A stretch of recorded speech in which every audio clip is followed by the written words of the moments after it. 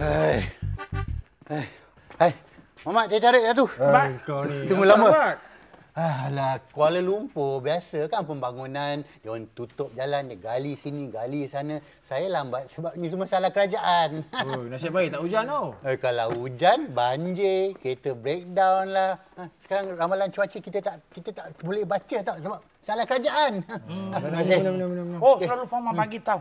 Teh tarik sekarang sudah naik harga. Dulu RM1.10, sekarang RM1.20. Hah? Kenapa? Gula naik harga. Yalah. Salah kerajaan, gula naik harga. Apa yang tak naik harga? Benda Kuala Lumpur kat Malaysia ni sekarang semua salah kerajaan tau. Betul lah, barangan semua kerajaan kawal kan. Tapi apa lagi kau rasa salah kerajaan? Kualiti filem sekarang dah turun. Ni semua salah kerajaan tau.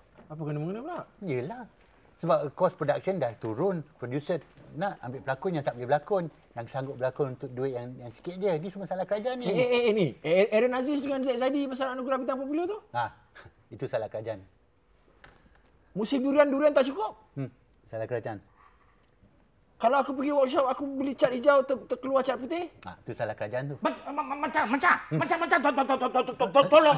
Ini kucing turun naik atas pokok lah kacau turun nanti jatuh. Apa susah? Ni telefon Putrajaya, suruh dia bawa turun. Apa pasal? Ini semua salah kerajaan. Kucing atas pokok awak nak salahkan kerajaan? Pokok kerajaan? Semua salah kerajaan lah. Apalah tak guna lah orang macam ni. Ni salah dia. Saya pula salah. Yalah. Ni ada pokok, awak buka kedai kat sini, makanan ada, kucing akan datang, dia makan. Lepas dia makan, dia nak naik pokok atas. Dia relax kan, salah awak. Alah. Aku ingat dia pun orang kerajaan lah. Oh, tengok muka dia. Ni, tengok ni. Terbaik. Ni pun salah kerajaan.